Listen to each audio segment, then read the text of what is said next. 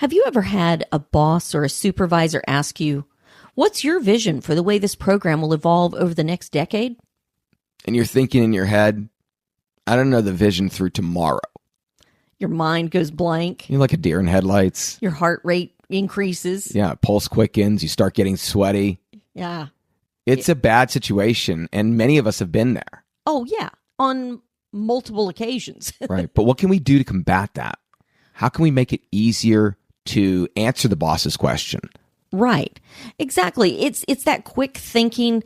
Adaptability. Yes, exactly. That you might not know the answer, but can you give some semblance of an answer?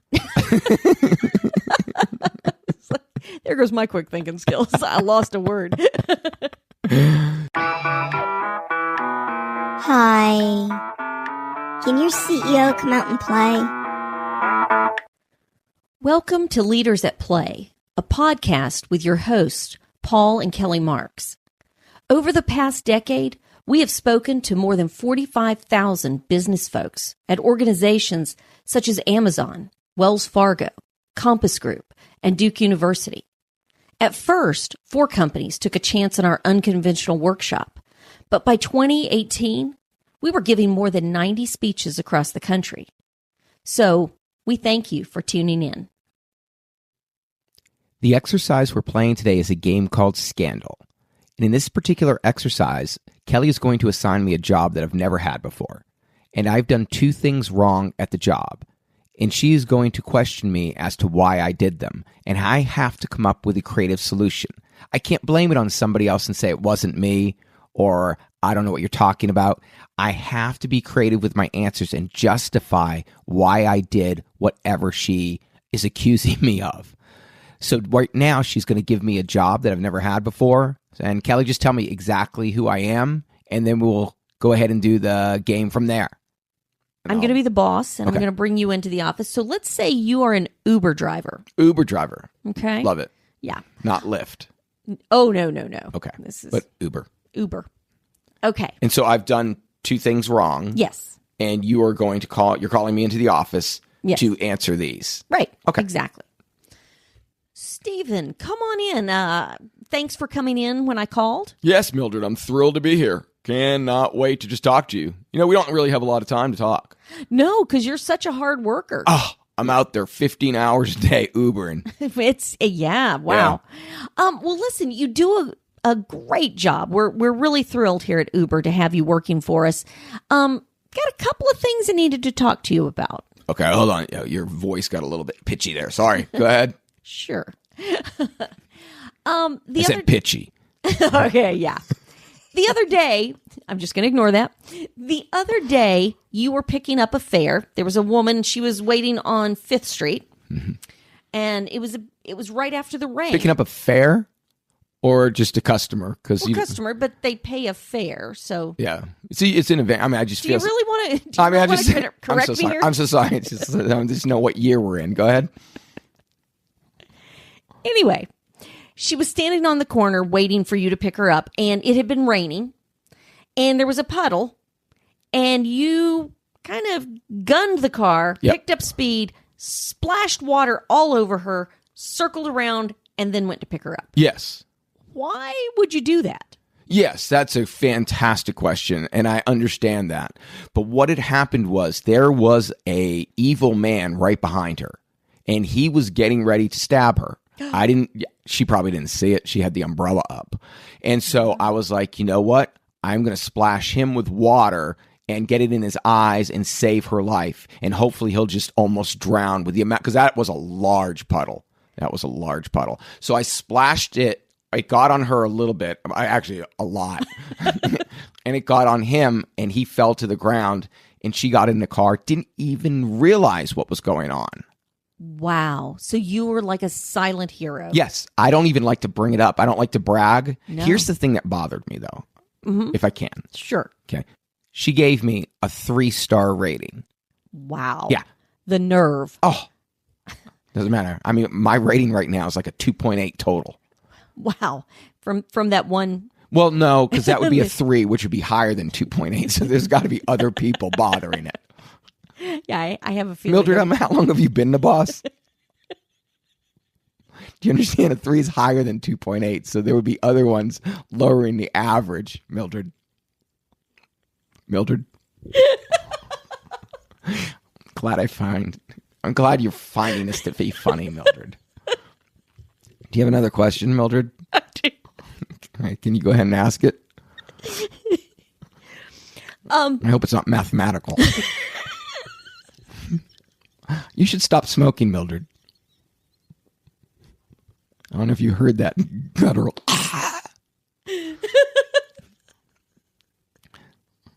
Go ahead. Second question. The other day. Because this is going to be a 40-minute podcast. Because Mildred can't get to question 2. The other day. Yes. A man left his messenger bag in your car that had his computer in it. Oh, okay. And when he called you to ask if he had left it, yes, you told him no. Right. But he had, and you had it. Right. But I had heard ticking in that messenger bag, and I wasn't sure whether the mafia or the Russian mob had gotten into the bag. So, Mildred, this is serious. Mildred. So I turned that bag into the police, and they're going to give it back to him shortly, but they had to check out what the ticking was for. Do you know what it was? I don't. I turned it over to the police. But you know what that ranking was that he gave me?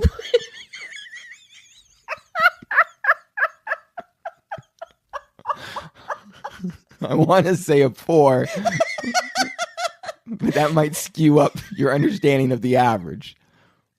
You have any more questions, Mildred? No. Please go.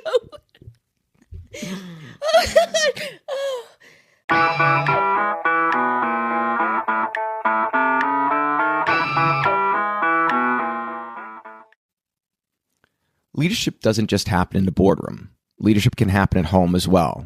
And in this week's episode, we want to share a personal leadership moment that happened Christmas probably 2 years ago. Right. Your family was here, your 2 brothers, Robert and Edward, and Madison and you and me. We were all sitting around the table eating dinner. Right. Well, because Kelly likes to make dinner at Christmas. It's her thing, Christmas dinner. She's a... Careful. Decent cook. She's wildly mediocre. Yes, she is.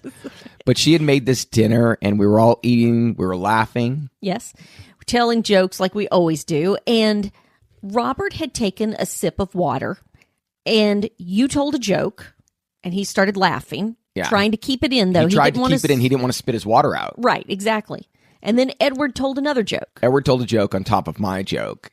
And Robert, we were all laughing so hard. And Robert actually just all of a sudden, he just flails back and he's in Edward's lap. He just fell right into Edward's lap. And Edward is thinking, because we're not kind of that touchy-feely kind of family. And Edward's thinking, why is he so tired? Instantly. Why is he putting his head in my lap?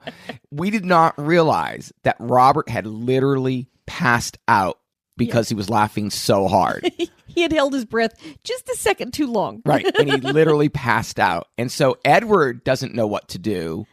I don't know what to do. Neither does Madison. And the look of panic on all of your faces. That's because none of us were going to give him CPR. Nope. He was going to die. He was going to die. There was no way we were giving him CPR.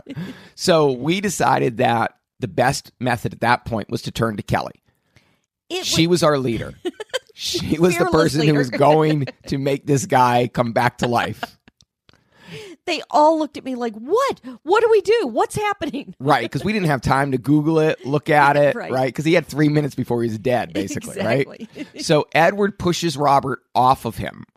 And by pushing him, I guess it woke Robert up. Right. And Robert jumped up. Yes, and he was so confused. He had no idea. Right, he ran to the stairs. To the head of the table at the stairs, and he's looking at us because he didn't know what was happening. And that's when I had to tell him, I'm like, Robert, you're okay. You just passed out for a minute. You fainted. Right. So then we decided not to tell another joke the entire dinner. We just sat there all watching Robert as he ate every bite and took a drink. We're like, you can do this. You can do this.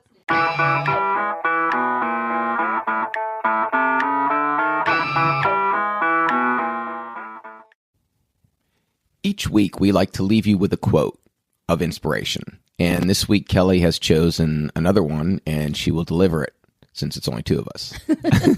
Very smooth. Now, this is by Alexander Woolcott, and it says, "There's no such thing in anyone's life as an unimportant day." Nice. I thought that was very nice. Yeah. Kind of a good reminder. Every day is important. Every day. Every single day. I would say some days are, I mean, I don't want to mess with the quote. Yeah, but you have some improvements. Yeah. I think he should have said, I mean, I don't want to do that. But I don't think every day is that important. You know what I'm saying? I can think of one that's not that important right now. Ouch.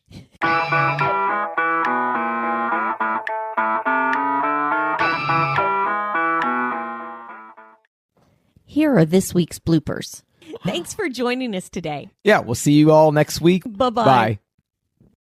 And instantly, you're almost happy that the question was asked of you, of her or him or them. Or us or Us, we. Yep. Hey, okay. No, the year before you had made this lemon dessert. Was it that year or the year before? Yes, it was the year before. And Robert was choking on that dessert as well. He struggles to eat. What's your vision for the way this program will evolve over the next decade? I don't know what my vision is through tomorrow. I don't like that voice. You don't? No. It's too close to your real one. Okay, go ahead. Have you ever had a superior, what do you call the boss? The boss? This is someone who hasn't been in the real world. I know, right? In 3 decades. What do you call those people? Have you ever had a boss or a supervisor question your vision? No. Okay. You're just reading it.